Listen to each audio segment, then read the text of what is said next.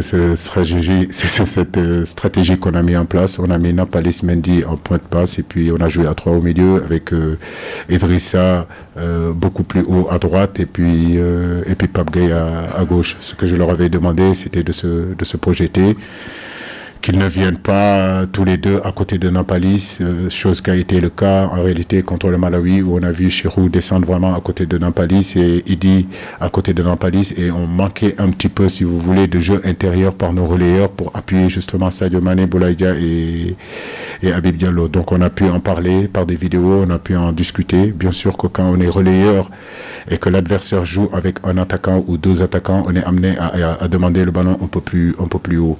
C'est son premier match, il découvre, c'est un garçon vraiment pétri de talent. Je pense qu'encore, comme je vous l'ai dit, avec Idi, ils doivent se lâcher et avoir l'intime conviction qu'ils sont capables d'apporter offensivement, pas seulement défensivement. Mais dans l'ensemble, je suis satisfait vraiment de Pape Gueye. Mon regret, c'est qu'il a une lourde frappe et il ne l'utilise pas assez, surtout face à ces blocs bas là.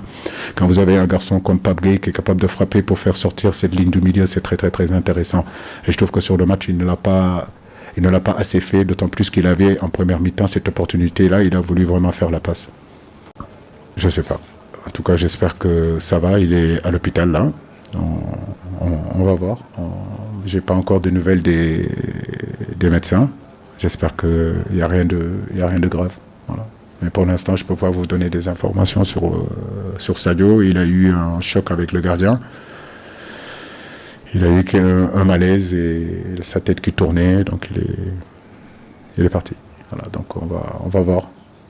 Dans une heure, on aura plus d'informations.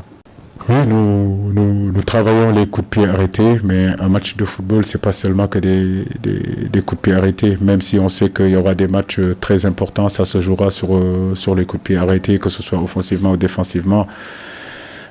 Après, les coups de pied arrêtés, les corners, c'est avoir ce timing-là en réalité entre le frappeur et le receveur. Ce n'est pas évident qu'en face, vous avez aussi de très bons joueurs de tête qui défendent bien.